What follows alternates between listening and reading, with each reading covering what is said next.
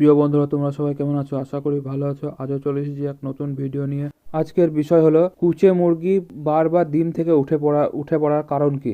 আমার এই যে মুরগিটা দেখছেন, এই মুরগিটা নতুন, এইবারই প্রথম তাকে আমি বসালাম। তো বসিয়ে সে এখন পর্যন্ত ঠিক মতন বুঝতে পারেনি।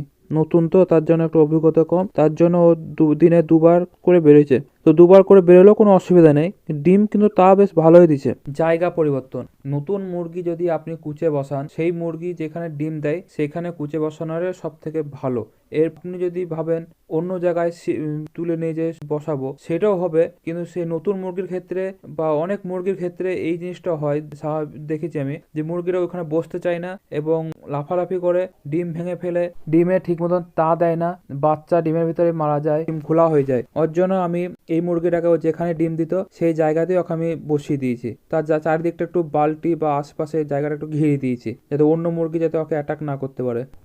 আমার খামারে আছে অনেক মুরগি মারামারি করে। তো এই নতুন মুরগি তো, আর পুরাতন যে মুরগিগুলো আছে তাদেরকে দেখে ভয় পায়, তখন এই মুরগিটা ডিম থেকে বারবার উঠে পালিয়ে যায় ওই মুরগিটার ভয়ে। আবার অন্য মুরগি এসে তখন ওই ডিমে তা দেয় বা ডিমে বসে পড়ে, তখন ওই মুরগিটা উঠে চলে যায়। তো তার জন্য চারিদিকটা একটু ঘিরে দিবেন, যাতে অন্য মুরগি যাতে ওর কাছে বা অ্যাটাক না করতে পারে। অভিজ্ঞতাবান মুরগি এখানে এইটা, এই কালো মুরগিটা আমি যটা ডিম দিয়ে বসে না কেন, আমি 100% শিওর যে ও আমার বাচ্চা তুলে দেবে। নতুন অবস্থায় ডিম যদি নষ্ট না হয়, তাহলে আপনার আমি হায়েস্ট ডিম বসাই 15টা থেকে বেশি আমি দিই না। এতটাই ওর অভিজ্ঞতা হয়ে গেছে, আর আত্মবিশ্বাসটা ওর খুব হয়ে গেছে। কারণ ও এই যে বাচ্চা, এই কুরুপ মুরগিটা দেখছেন, এটা ওরই বাচ্চা। নিচে যেটা আছে আর একটা মুরগি যেটা মারা যায়, ওই মুরগির বাচ্চা। কারণ হচ্ছে ওই মুরগি, এই দুটো মুরগি ছিল আমার খামারের মধ্যে বেস্ট সেরা মুরগি। তো তার মধ্যে একটা মুরগি মারা যায়, কিন্তু এরা দুদিন আমার বাচ্চা তুলে বাচ্চা মানুষ করতে খুব সুন্দর পারতো।